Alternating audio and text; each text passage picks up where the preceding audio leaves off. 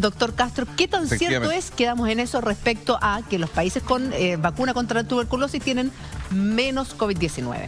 El dato es ese, existe menos cantidad de casos, pero otra cosa es que existe una evidencia que permita comprobar que realmente esta vacuna, que es contra una bacteria, que no tiene nada que ver con el coronavirus, tenga una influencia. ¿Cuál sería, según los que apoyan esta posibilidad, que el despertar del sistema inmunológico de una persona se produce justamente aquí, al recién nacer? O sea, recién nacido... Sería esta, según los que apoyan esta teoría, al momento en que uno estimula el sistema inmunológico a las horas de haber nacido, ayudaría a esas personas en el futuro, estamos hablando muchos años después, a potencialmente evitar el contagio. Pero nada de esto está demostrado ni comprobado hasta el día de hoy. O sea, nadie podría decir, hay que vacunarse contra tuberculosis para frenar el coronavirus. Cuando nacemos, nos ponen, sin preguntarnos, queramos o no queramos, obligatoriamente el BCG hepatitis, que son contra la tuberculosis y hepatitis B.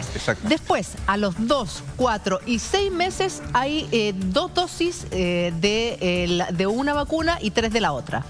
Claro, aquí están las vacunas ya, las clásicas, refuerzo de hepatitis B, difteria, tétanos, tos convulsiva, enfermedades por hemófilos influenza, que es otra bacteria, y la poliomielitis. Poliomielitis que se radicó en Chile, recordemos, por ahí por el año 75. Más o menos. Recién.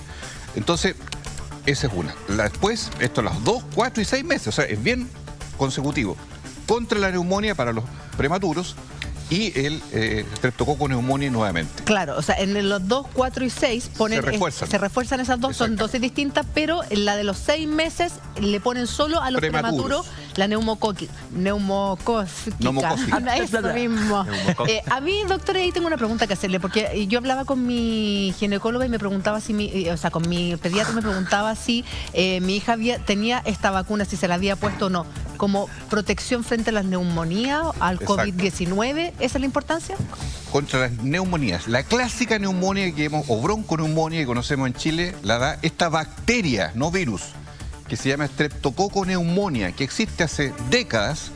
Y que se trata con antibióticos, como la penicilina. Y tiene una vacuna, que es esta precisamente, que evita ese contagio. Es la vacuna antineumocócica que está en el nuevo calendario de vacunación de ya hace un tiempo y que se coloca consecutivamente en varias oportunidades, y en el caso lo vamos a ver después de adultos mayores también. Porque, ojo, el neumococo sigue siendo un germen que ataca a lactantes y prematuros y a los adultos mayores de muchas enfermedades concomitantes.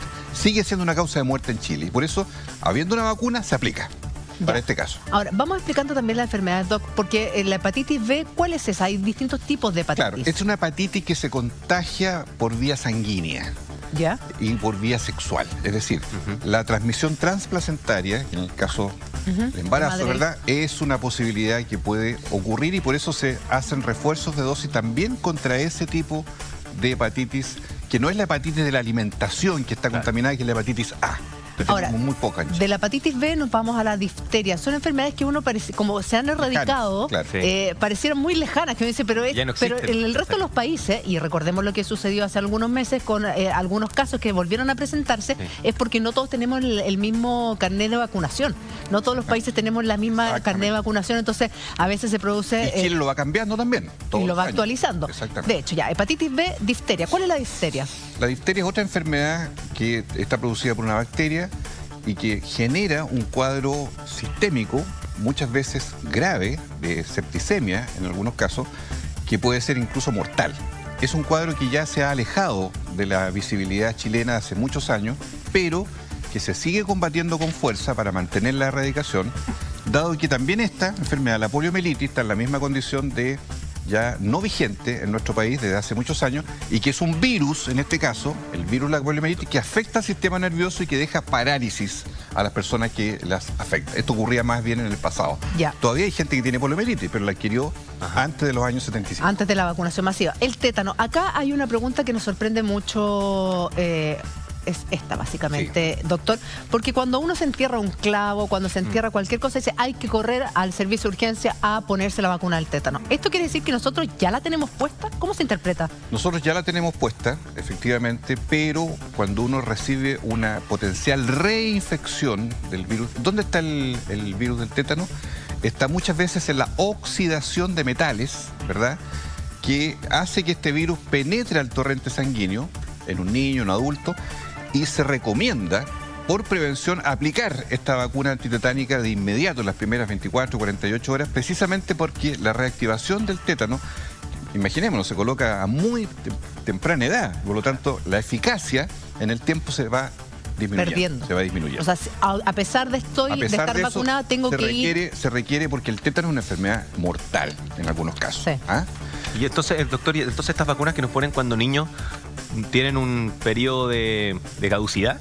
Claro, claro. De hecho, se estima, por ejemplo, que la misma vacuna BCG contra tuberculosis debería durar 10, 15, 20 años. Ya. Y después va bajando progresivamente esa posibilidad. De hecho, tuvimos un tiempo en Chile en que se revacunaba. Claro. Ojo, ¿eh? De hecho, hasta el año pasado había un grupo de la población que era llamado a revacunarse contra el sarampión. Claro. Y que eran los que nacieron del 71 al 81. Exactamente. Claro. Sí, Estabas tú ahí. Esa es mi pregunta, doctor. Es necesario recordarlo. Doctor o diputado, ¿cómo le digo? Como usted quiera. Doctor. General. Doctor. Resulta que hay enfermedades que vienen que ya en Chile estaban prácticamente eliminadas.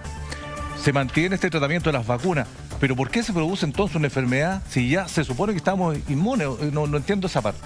Si se supone que esa enfermedad ya no estaba en Chile o estaba controlada. No, pero todo esto es un esfuerzo que hay que sostenerlo en el tiempo. Por ejemplo, si el día de mañana reaparece la poliomielitis o la difteria como enfermedades que de nuevo, o el sarampión, que lo tuvimos, como tú señalabas, rebrotes importados, porque eran casos que venían de Europa, y al revisar el calendario se demostró que en esos años, una época de 10 años en Chile en que bajó la cobertura, no se vacunaron con 2 dosis, se llamó a la revacunación. O sea, este es un esfuerzo permanente. No es que uno coloque una vacuna y se olvida como que ya está listo, inmune. No. En el caso de todo este calendario hay que hacer refuerzos y hay que tener factores de riesgo para saber cuándo sí o cuándo no hay que revacunar, como lo vamos a ver después en el caso del adulto mayor. O sea, vamos a terminar siendo vacunados para el coronavirus. Nos vacunan todos los días. Una más, una menos. Ahora, el ejemplo máximo de super revacunaciones es la influenza.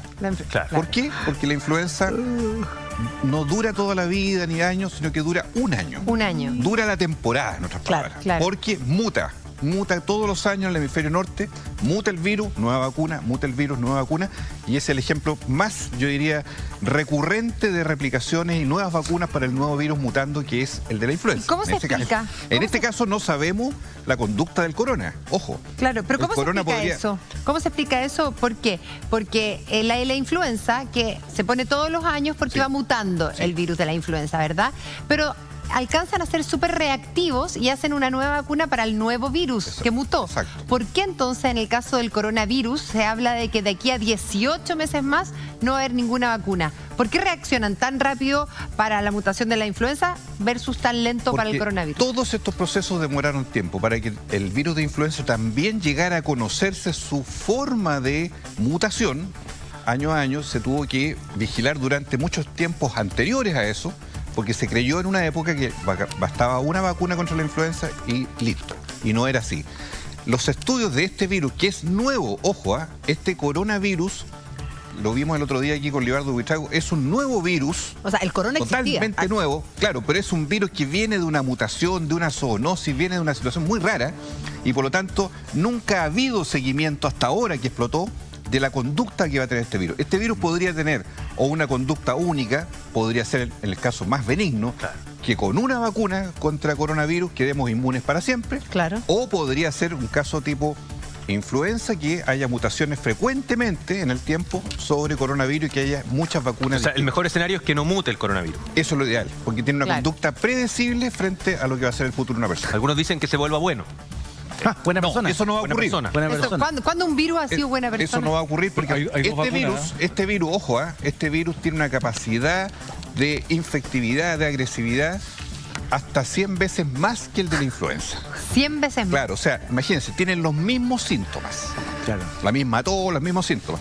Pero es 100 veces más agresivo porque tiene una replicación muy rápida, tiene una forma de contagio que es mucho más fácil y hábil para poder llegar a las vías respiratorias de las personas, que el virus de influenza, y tiene una letalidad que en los casos que ya hemos visto en el mundo, caramba, que nos sacamos los zapatos. Doctor, son muchas las preguntas que nos llegan, sobre todo porque este calendario, como usted nos explicaba al principio, aquí va la mamá aquí es súper clave porque, mira, de aquí para abajo, cuando ya es la mamá la responsable, baja en Chile al 75% la cobertura. ¿Por qué?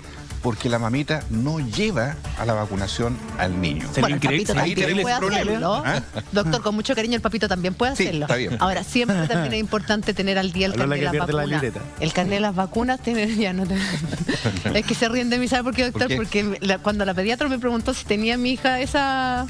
Me dijo, mándame el carnet, mándame una foto del carnet, y yo le mandé una foto del carnet y tía. Estaba perdida. ¿De qué carnet estamos hablando? Claro, ya.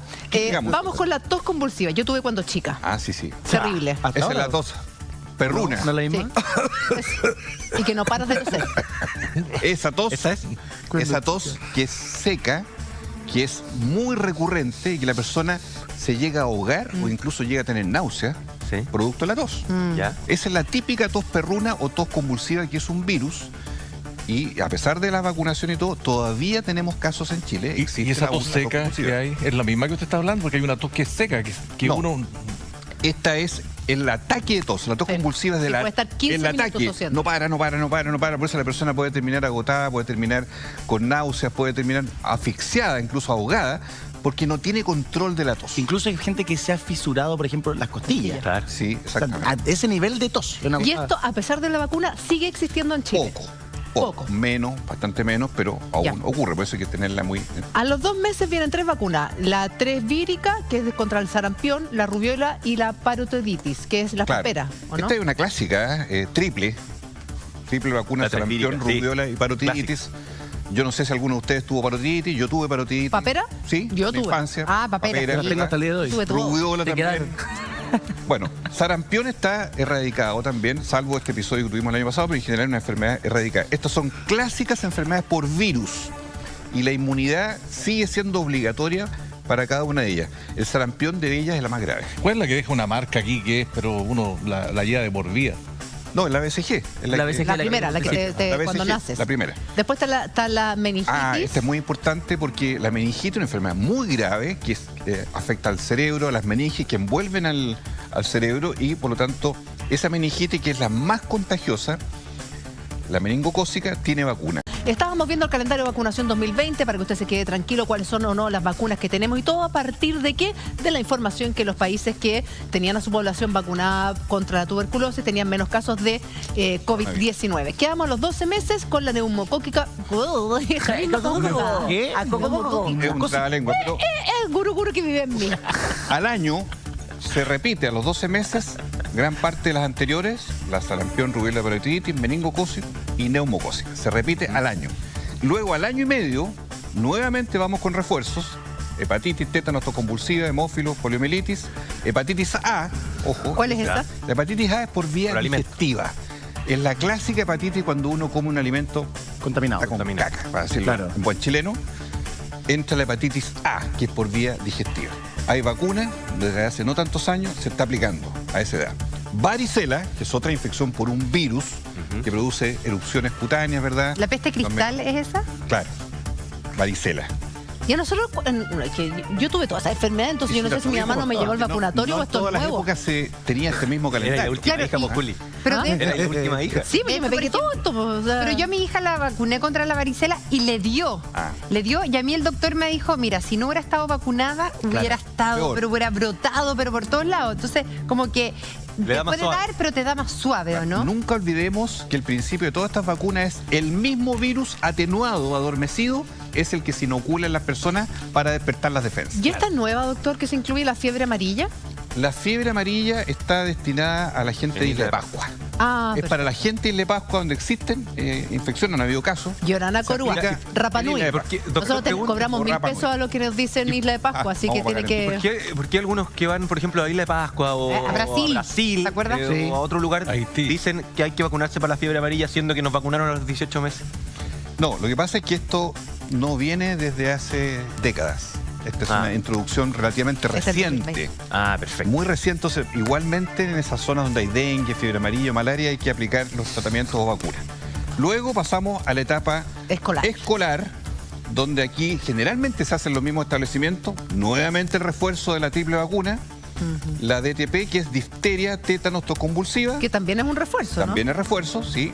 Y aquí, atención, porque esto viene del 2014, que es la vacuna contra el papiloma humano, que es el virus que está asociado al cáncer cérvico-uterino. Sí. Esto es muy importante y se aplica en 2 dosis, cuarto y quinto básico.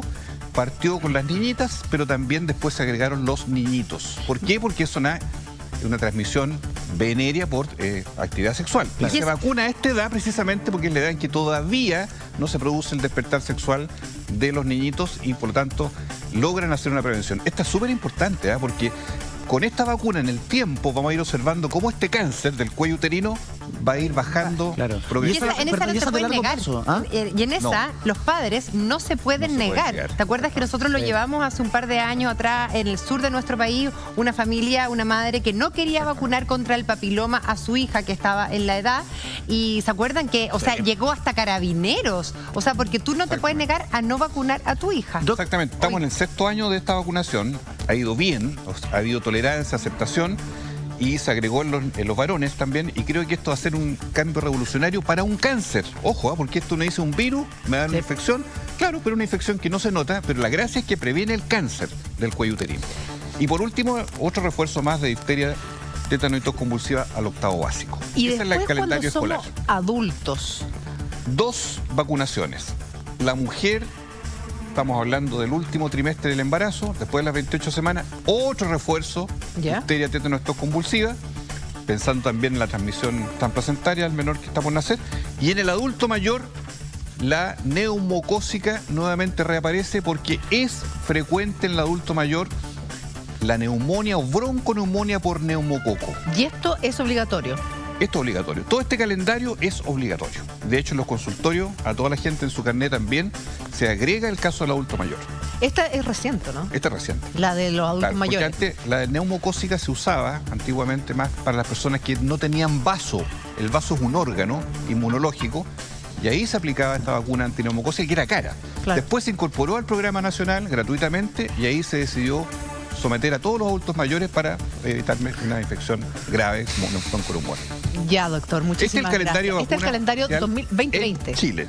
En 2020, para que usted pueda sacar las conclusiones de cuáles son las que le faltan si usted es mayor de 65 años. Esta yo no tenía idea que existía, me parece muy interesante, sobre todo en estos tiempos que corren, poder aplicarla y es gratuita. Ojo con la etapa escolar, porque mientras no haya clases, porque hay gente, las mamás en la casa pueden ver que a lo mejor les tocaba ahora, en abril, el calendario en cualquiera de estas etapas escolares, tiene que acercarse al CEFAM y llevar al niñito con hora programada para que no pierda la vacuna que le corresponde.